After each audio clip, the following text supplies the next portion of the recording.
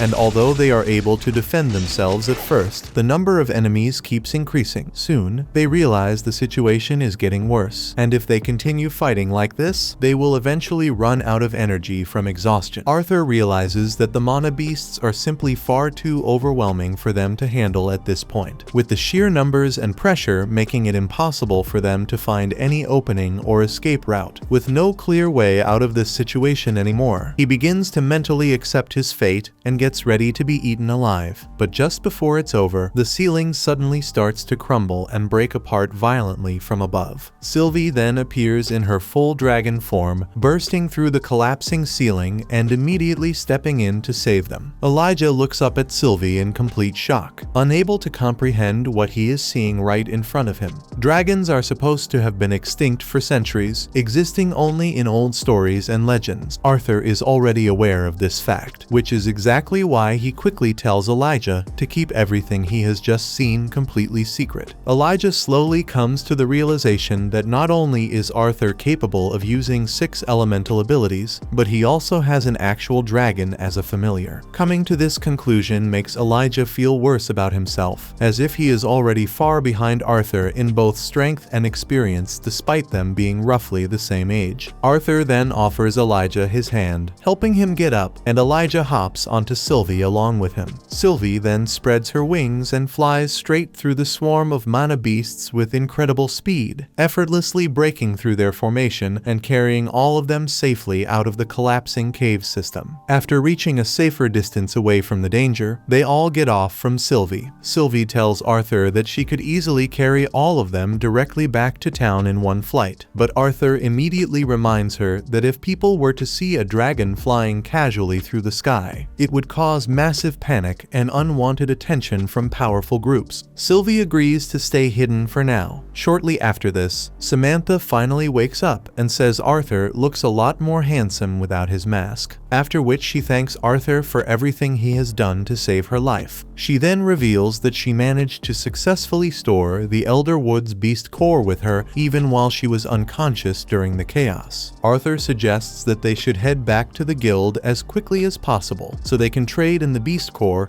and collect the reward that was promised. However, Samantha and everyone else immediately disagree and instead all come to the conclusion that Arthur should be the one to keep the reward, since in their eyes they only survived this mission because of him. Arthur initially refuses their offer at first, insisting that he understands exactly how valuable the reward is and does not want to take something so important from them. However, after seeing how serious they are about giving it to him without any hidden motive, he eventually gives in and agrees to accept it. Jasmine and Elijah then decide to head off together in order to find some drinkable water nearby for everyone. In the meantime, Arthur begins writing a magic letter to his parents, telling them that both he and Jasmine are safe and have survived everything that happened. After the letter is delivered and read by them, both of his parents feel an overwhelming sense of relief, knowing that he is alive and well. Meanwhile, back at the guild, the receptionist walks into Caspian's office to inform him that he currently has a visitor waiting to see him. After some time, Arthur and the rest of the group are now inside the guild clinic receiving treatment and recovery care, and it is clear that they are healing and stabilizing very well after everything they endured. But just then, Arthur suddenly senses someone approaching the room and quickly puts his mask back on just before Caspian walks in and asks him how he is recovering and whether he is in good condition. Arthur responds by saying that he and the others are fine and that they are ready to be discharged and leave the clinic whenever the guild allows them to. With that aside, Caspian then informs Arthur that the dungeon raid he and his comrades participated in was not officially authorized by the guild. On top of that, Lucas has filed a formal complaint against their group, accusing them of being responsible for everything that happened during the incident and the damage caused. Because of this situation, a guild council will now be held in order to decide how their case should be handled. A while after that encounter, Arthur is seen sitting quietly in the lobby, and that is when Lucas suddenly walks in. The moment Lucas notices Arthur sitting there alive, he becomes visibly surprised because he honestly did not expect Arthur to survive the dungeon at all. However, Lucas quickly hides his reaction and immediately pretends to be relieved and happy to see Arthur alive and well. Arthur is fully aware that Lucas is only putting on an act and pretending to care, so he does not bother saying much to him and simply walks past him before entering Caspian's office. Arthur then takes a seat inside the office, and Caspian asks him to give a detailed explanation of exactly what happened during the dungeon expedition and everything that led up to the disaster. Meanwhile, Jasmine suddenly wakes up from her coma and immediately jumps out of bed in panic while asking where Arthur is. However, Mary quickly stops her before she can run off. Mary assumes that Jasmine is worried Arthur might be blamed and held responsible for what happened inside the dungeon, so she reassures her by saying there is no need to rush because the guild is not currently holding them responsible for the incident. At the same time, while Arthur is giving his report inside the office, Caspian reveals that Lucas has already submitted his own testimony as well. Apparently, Lucas lied in his statement and claimed that after Arthur became the leader of the party, he abandoned the rest of his comrades by using them as decoys while trying to escape together with Jasmine. Caspian makes it clear that he understands this is only Lucas's version of the story, so he has no intention of making a final judgment yet. Because of that, he explains that he still plans to question Elijah as well so that he can hear the full story from another witness and properly understand what really happened inside the dungeon. At the same time, Elijah is shown outside training by himself. However, Lucas suddenly approaches him together with his lackeys and informs him that Caspian will most likely be calling him in soon for questioning regarding the dungeon incident. Since Elijah is one of the only surviving witnesses who is capable of giving a proper testimony about what really happened inside the dungeon, Lucas approaches him and pressures him into giving a false statement against Arthur during the inquiry. Lucas specifically tells Elijah to testify against Arthur and claim that Arthur recklessly placed the entire party in danger, abandoned his responsibilities as leader, and directly caused the deaths of Brauld and Reginald through his poor decisions. However, Elijah is far too loyal to Arthur to betray him in such a dishonest way, especially after everything Arthur did to protect everyone inside the dungeon. So Elijah immediately refuses to cooperate with Lucas's plan. Hearing Elijah reject him like that frustrates Lucas badly, so he immediately decides to move on to a second plan and attempts to eliminate Elijah before he can testify at all. Lucas's guards suddenly rush toward Elijah from multiple directions and begin attacking him aggressively without holding back. Although Elijah is able to defend himself against the guards for quite a while, the constant pressure from fighting several opponents at the same time slowly begins wearing him down. But right before the guards are able to land the finishing blow on him, their bodies suddenly become unbelievably heavy out of nowhere, making it almost impossible for them to even move their arms or legs properly. This strange phenomenon is revealed to be Arthur's doing as he suddenly appears nearby surrounded by an eerie and intimidating aura that immediately changes the atmosphere around everyone there. Arthur then calmly fires a warning shot directly toward Lucas. The attack only grazes Lucas's ear instead of seriously injuring him, but even that small graze is enough to leave Lucas trembling in fear after sensing Arthur's killing intent. After firing the warning shot, Arthur immediately lunges forward and prepares to strike Lucas with what appears to be a decisive attack. However, before Arthur can land the blow, Caspian suddenly arrives at the scene and loudly orders Arthur to stop immediately and allow the official inquiry to handle the situation properly instead of taking matters into his own hands. Once the situation calms down slightly, Caspian then turns toward Lucas and firmly tells him to head to the infirmary immediately and get his injuries treated. After Lucas and the guards leave, Caspian asks Elijah to leave for a moment and give him some privacy so he can speak with Arthur alone. Once Elijah leaves, Caspian warns Arthur that attacking Lucas so openly and aggressively was not a wise decision because actions like that will only bring more suspicion and unnecessary problems onto himself during the investigation. Arthur hears Caspian say this and immediately gives him an extremely intense death stare because he begins to suspect that Caspian might actually be siding with Lucas instead of remaining neutral. The pressure coming from Arthur's overwhelming aura shocks Caspian so much that he starts to get scared. Even so, Caspian takes a deep breath and carefully explains to Arthur that he is only trying to help him and protect him from making the situation even worse for himself, whether Arthur chooses to believe him or not. Arthur ultimately chooses to believe Caspian's words, and hearing that makes Caspian feel visibly relieved before he turns around and begins walking away. However, just before Caspian can leave completely, Arthur suddenly calls him back and says that that there is still something important he wants to ask him about. A few hours later, Arthur and Lucas are brought before the council in order to receive their official judgment regarding the dungeon incident. The chairman begins the hearing by explaining that because of the casualties caused by entering the dungeon without official guild permission, Lucas will have his rank adventurer title stripped away from him permanently. On top of that, Lucas is also informed that he is now banned from re-registering as an adventurer in the future. However, Lucas does not seem very bothered by this punishment at all because he already knows that he plans on attending Xyrus Academy anyway, so he does not really need to continue being an adventurer for the time being. Not only that, but Lucas is also confident that even if he ever wants his adventurer status back later on, his father has enough influence and authority to simply have the ban removed for him. The chairman then orders Lucas to hand over his guild card, and Lucas complies and turns it. Arthur quietly watches the entire situation unfold and quickly realizes that the punishment being given to Lucas is all just for show. After dealing with Lucas, the chairman then prepares to announce Arthur's punishment as well. But before reading it out, the chairman takes a long look at Arthur and admits that he still cannot believe that this young man is the same person who managed to defeat an S-rank mana beast completely by himself. After that, the chairman officially announces that Arthur's punishment will be that he must stay away from Lucas while attending Xyrus Academy. Arthur immediately finds this decision ridiculous, but the chairman quickly tells him there is no point arguing because the decision has already been finalized by the council. The chairman further explains that as long as Arthur stays away from Lucas and the rest of the Wykes family, though he will still be allowed to continue living and working as an adventurer like normal. But when the chairman reveals that this is the full extent of Arthur's punishment, Lucas suddenly becomes shocked because he fully expected the council to publicly expose Arthur's true identity during the hearing. The board then clarifies that they do plan on revealing Arthur's true identity for official guild records, but the information will remain confidential and will not be released publicly. Lucas still attempts to argue against the decision, but the chairman immediately bangs his gavel loudly, making it clear that the council's final decision will not be changed. At that moment, Lucas's guards suddenly arrive and inform him that his father is calling for him immediately, so Lucas angrily storms out of the room while clearly frustrated with the outcome. Arthur also prepares to leave after the hearing ends, but right before he exits, the chairman suddenly calls out to him and says that he would like to see him privately in the back room. Once Arthur arrives there, it is revealed that he and the chairman had actually made a secret deal beforehand, meaning everything that happened during the hearing was carefully planned in advance. The chairman points out that Lucas reacted almost exactly the way they expected him to during the entire proceeding. He then explains that the only reason he agreed to help Arthur in the first place is because he assumes there may come a day in the future when he will need a favor from Arthur in return. Arthur has no issue with this arrangement at all and calmly agrees to it. Afterward, the chairman opens up a hidden secret door and Arthur walks through it before eventually arriving in a forest clearing, only for Sylvie to crush his spine with an overly excited hug. Arthur then looks ahead and sees Elijah and Jasmine standing nearby smiling warmly at him. After reuniting, the group finally begins heading back home together, and during the journey, Elijah points out that they will all probably end up going their separate ways from now on. Hearing that makes Arthur remember that Elijah is not actually from Sapin like the rest of them are. Because of this, Arthur suggests that Elijah should come study with them at Xyrus Academy instead. However, Elijah points out that even if he manages to pass the academy entrance exam, he still lacks the money and important connections needed to actually attend the school. Arthur simply throws an arm around Elijah's shoulder and confidently tells him not to worry because he personally plans on handling all of that himself. But after that, Arthur asks Jasmine to escort Elijah home because there is still something important he personally needs to take care of first. Jasmine agrees, and the two of them quickly head off together, while Arthur stays behind alone. Shortly after they leave, Caspian suddenly steps out from behind a nearby tree and tells Arthur that he made a wise decision by sending Elijah and Jasmine away before this conversation. Arthur then thanks Caspian for agreeing to cooperate with the plan they discussed earlier. Back to the moment where Arthur and Caspian originally made that plan together. Arthur explains to Caspian that Lucas will most likely do everything in his power to expose Arthur's true identity. Because of that, Arthur offers Caspian a deal. He He tells him that if the guild is willing to help prevent Lucas from revealing his identity, then in return, Arthur is willing to pledge his loyalty to the guild as he continues growing stronger in the future. The offer is far too valuable for Caspian to refuse, so the two of them eventually agree to the arrangement together. Before leaving, Caspian tosses Arthur a bag filled with gold coins while casually telling him to consider it a little parting gift. Afterward, Arthur heads into town and removes his mask. He then makes his way toward the nearest artifact store because he wants to purchase a dimensional ring for himself. At first, the owner inside the shop takes one look at Arthur and assumes he is far too broke to afford something as expensive as a dimensional ring. However, the owner immediately changes his attitude after Arthur opens up the large sack full of money. Sometime later, Arthur walks out of the store after successfully purchasing the dimensional ring. Even so, he cannot help but feel slightly upset because the ring ended up costing him almost all of the money he just received. Later that night, Arthur finally returns home to the family mansion. The moment Eleanor opens the front door and sees him standing there safely, she immediately jumps into his arms while telling him how much she missed him. Arthur then walks inside the mansion and reunites with his parents, who are also extremely relieved to see that he returned home safely. The entire family then shares an emotional group hug during their reunion. However, Vincent and Tabitha suddenly interrupt the touching moment by joining the conversation. After sitting down and talking together for a while, Arthur learns that Jasmine has already gone to reunite with the Twin Horns, while Lilia has already started attending Xyrus Academy. Hearing that information completely shocks Arthur because he did not expect things to progress so quickly while he was away. A little later, Tabitha mentions that she heard rumors saying Arthur managed to defeat the Elderwood Guardian Beast completely on his own. Hearing that causes everyone there to realize just how much stronger Arthur has become since the last time they saw him. That conversation then reminds Arthur about his father's own training progress, so he asks Reynolds what stage he has currently reached. Reynolds explains that ever since Arthur left, he has remained stuck at the deep orange stage and has been unable to break through to the next level, no matter how much he trains. After hearing that, Arthur takes out the Elderwood Guardian's mana core and hands it over to Reynolds while telling him to use it because it should definitely help him finally break past the deep orange stage. However, Reynolds immediately refuses to accept it because he knows Arthur risked his own life in order to obtain something that valuable. Arthur then reminds his father that it would honestly be pretty embarrassing if his own son started outperforming him already, especially since Arthur himself has now reached the light orange stage. Hearing that revelation completely shocks everyone in the room. After realizing how much Arthur has grown, Reynolds finally agrees to accept and use the mana core. Even so, he warns Arthur not to sulk or complain the next time they end up training together. After that, everyone heads upstairs so Alice can use her healing magic on Arthur. It doesn't take long before all of his injuries are completely healed. Once Arthur is taken care of, Elijah is next, and he's quickly healed as well. Seeing Arthur together with his family makes Elijah finally understand why Arthur is so strong. He grew up with incredibly powerful parents guiding him. His mother is a skilled emitter, while his father was once the leader of the Twin Horns. Elijah admits that he's honestly a little jealous. If only his family was as cool as Arthur's. About an hour later, everyone gathers outside because it's finally time for Arthur and Elijah to return to town. With that in mind, the two boys turn around and start walking away. As they leave, it's obvious that Eleanor is really going to miss Arthur. Once they arrive back in town, Elijah reminds Arthur that their goal for the day is to buy all the important supplies they'll need for the academy while also staying within their budget. Arthur says he understands, but immediately after that, he hands Elijah a bag filled with items from the market. Elijah accepts the bag, but he starts feeling like Arthur is being far too kind to him. Arthur simply replies that it's only natural because Elijah helped save his life back in the dungeon. However, Elijah quickly reminds Arthur that Arthur was actually the one who saved all of their lives first. After hearing that, Arthur asks Elijah to work for him for the rest of his life. Of course, he's only joking, so he immediately runs away laughing while Elijah chases after him. Meanwhile, Jasmine has fully recovered from her injuries, and she quickly proves it by effortlessly slicing an apple that Helen throws toward her. Jasmine thanks her friend for waiting until she recovered before continuing their journey. However, Helen explains that their next mission is looking especially dangerous, so it would have been smarter to bring Jasmine along anyway. Even so, Helen can tell from her expression that she's feeling nervous and uneasy about the trip ahead. Jasmine then asks if they can delay leaving for a little while because there's something important she wants to do first. She lightly flicks Jasmine on the forehead and tells her it's completely fine because she already knows exactly what she's thinking about. Meanwhile, back in town, Arthur and Elijah continue shopping for academy supplies. For some reason, Elijah ends up carrying all of the heavy boxes by himself while Arthur walks beside him. Feeling a little bad for him, Arthur decides to give Elijah a break and suggests that they stop somewhere to grab a drink. After they finish drinking, Elijah tells Arthur that it's finally his turn to carry the boxes. However, Arthur simply asks him why he hasn't been using his dimension ring this entire time. The moment Elijah hears that, he suddenly realizes just how stupid he has been for carrying everything manually. Meanwhile, back at the guild headquarters, Lucas barges into Caspian's office and demands to know Arthur's true identity. Caspian reminds Lucas that the new Three Kingdom Alliance has officially made the Adventurers Guild an international organization. Because of that, the guild has been forced to tighten its rules and security policies. He then turns directly toward Lucas and bluntly tells him that being part of the Wykes family doesn't mean jack anymore. On top of that, Lucas is no longer even an adventurer. As far as Caspian is concerned, Lucas is now just an ordinary civilian, which means he has absolutely no right to demand information about another adventurer's identity. Furious after being humiliated like that, Lucas storms out of the office with his lackeys following behind him. His lackeys try to calm him down, but Lucas angrily tells them to shut up because they're leaving and heading home immediately. Meanwhile, the mysterious hooded man infiltrates the guild's record facility and secretly searches through the files. Unfortunately for him, he doesn't seem to find any especially useful information at first. However, while looking through the records, he suddenly comes across Jasmine's file and immediately recognizes her as a member of the Twin Horns party. Back at the mansion, Arthur sits alone on his bed with a strange box placed in front of him. A moment later, Sylvie suddenly pops out and excitedly says she smells something delicious. Arthur then opens the box and reveals the monocore from the Elderwood monster. The instant Sylvie sees it, she immediately tries to eat it, but Arthur quickly stops her before she can. Sylvie complains and begs Arthur to let her have it already, but Arthur refuses because he still wants to properly study the monocore first. Right then, Elena knocks on Arthur's door and tells him that Reynolds is calling for him. Arthur leaves his room and heads outside to meet them. When Arthur arrives, he finds Reynolds standing together with Jasmine. Jasmine explains that her party has accepted a mission in a faraway region, which means she probably won't be seeing Arthur again for a very long time. Arthur is shocked to hear that, but deep down he realizes this moment was bound to happen eventually. For old time's sake, Jasmine asks Arthur for one final sparring match before she leaves. Not long afterward, they both arrive at the training grounds, and everyone gathers around to watch the fight. Elijah is confused about why they're suddenly battling each other, but he soon learns that sparring before parting ways is considered a common tradition among adventurers. Before the fight begins, Jasmine warns Arthur that she plans to go all out and won't hold anything back. Arthur says he understands and tells her that he won't hold back either. The battle finally begins, and for a brief moment, the two appear perfectly evenly matched as their swords repeatedly clash against each other. However, Jasmine suddenly lands a powerful kick directly into Arthur's face, knocking him off balance. At that moment, Arthur realizes that his 2 years of experience as an adventurer have greatly sharpened his swordsmanship. Even though he still isn't as skilled as he was in his previous life, he knows he has improved tremendously, and now he intends to prove it. The two of them clash once again, with Jasmine taking the offensive this time. She attacks relentlessly, but Arthur manages to dodge and block most of her strikes. The other adventurers carefully watch the battle and quickly realize that Arthur is making a dangerous mistake by staying too close to Jasmine. Close-range combat is exactly where she performs best. As they continue watching, the spectators can tell both fighters are being extremely aggressive and fighting seriously. However, Reynolds disagrees with them and says they're actually still only getting started. After fighting for a while longer, Arthur finally manages to create some distance by kicking Jasmine backward. At that point, Arthur realizes there's no way he can defeat Jasmine using swordsmanship alone. Because of that, he activates his flame magic. Jasmine has no no issue with him using magic during the duel and confidently tells him to bring it on. Arthur immediately attacks with a flaming blade, and everyone is shocked by how much stronger he has become. One of Arthur's flames almost reaches the audience, but Durden quickly creates a barrier and protects everyone just in time. As the battle continues, Arthur realizes that Jasmine has an incredible defensive technique. She increases her mana output at the exact moment she blocks an attack, greatly strengthening her defense. Arthur knows he still can't perform that kind of technique himself, so the only option left is to somehow break through her guard. Arthur then unleashes the full power of his flame blades. Everyone watching is stunned that an 11-year-old kid can control such a massive amount of fire. Arthur sends the flames rushing toward Jasmine, but to everyone's surprise, she easily disperses the attack with an equally powerful force of her own. Everyone is amazed that Jasmine managed to counter that much power so effortlessly. But after thinking about it, they realize it actually makes sense because Jasmine belongs to the Flamesworth family, the clan known for possessing the strongest fire magic in the entire kingdom of Sapin. Even though Jasmine was born with a wind affinity instead of fire, she has plenty of experience dealing with fire-based opponents. Back on the battlefield, Jasmine suggests they take the fight to the next level. In response, Arthur activates his lightning sword technique and repeatedly attacks her with incredible speed. However, Jasmine easily blocks his attacks and counters without much trouble. She then sweeps Arthur onto the ground and nearly slices his head off, but he barely manages to dodge at the last possible second. As Arthur recovers, he starts thinking carefully about what move he should use next. For a moment, he considers using his secret ice technique, but he quickly decides that would be going too far for a friendly duel. Instead, Arthur decides the fight will be won through strategy rather than raw power. He rushes toward Jasmine and throws a pouch of powder as a distraction. Immediately after that, he throws several more pouches filled with oil and ignites them with fire magic, catching Jasmine completely off guard. Arthur then throws a rope dagger around Jasmine's leg and yanks her down toward the ground. However, before falling completely, Jasmine throws out a special powder that creates a temporary smoke screen, giving her enough time to recover and regain her footing. At that point, Arthur decides to finish the duel once and for all. He charges directly toward Jasmine, throws his dagger downward, and imbues it with flames. The sudden burst of fire briefly overwhelms Jasmine, and before she can react, Arthur places his dagger against her throat, officially winning the duel. With the battle finally over, Jasmine smiles proudly after seeing how much stronger Arthur has become. She now feels confident that he'll be able to take care of himself while she's away. The next day, before Jasmine leaves, Arthur gives her his dimension ring as a farewell gift. Jasmine is deeply touched by the gesture and gratefully accepts it. After that, the two share a heartfelt hug before saying goodbye to each other. However, Arthur's expression suddenly changes. He quietly begins wondering if things could have turned out differently. Maybe if he had tried harder to tolerate or forgive Lucas, the three of them might have been able to attend the academy together as friends. Arthur then turns to Elijah and asks if he thinks they and Lucas could ever become close like the Twin Horns party someday. Sadly, Elijah replies that it's probably already too late for that now. Later, Elijah is seen taking a bath when Arthur suddenly barges in and announces he brought pajamas for him. Elijah goes red with embarrassment the moment he realizes Arthur just walked in on him, but Arthur tells him to relax because the steam is too thick to see anything anyway. When Elijah comes out, he notices Arthur had been gone for quite a while and asks where he disappeared to. Arthur explains he needed to sort out a few things with Vincent. On top of that, he also shares the news that Vincent agreed to cover his tuition for the Magical Academy. That night, the two of them lie in bed going back and forth about what kind of magic they'll get to learn once they arrive. Arthur figures they already know more than the average first-year student coming in, but Elijah is still buzzing with excitement because he knows being at the academy is going to help him get a real grip on his magic. That topic hits close to home for Arthur too, because he genuinely wishes he could get better control over his lightning and ice abilities. Lightning is a nightmare to work with since it burns through mana at a brutal pace and is already difficult to manage on its own, and ice gets even worse when he starts tapping into his beast will. Both powers together make for a frustrating combination. Elijah shifts the conversation and asks if Arthur is planning to get back at Lucas at some point. Arthur says he'd love nothing more, but he knows he's nowhere near ready to handle the fallout that would come from going after someone from that family, so for now his only focus is getting stronger. What catches Arthur completely off guard though is when Elijah starts stacking pillows in a wall down the middle of the bed. Elijah says it's just a little strange for two guys to be sharing a bed, so a pillow barrier is the next best solution. Arthur stares at it but says nothing. Elijah then starts daydreaming about whether he might actually find a girlfriend at the academy. Arthur tells him honestly that he thinks he has a shot.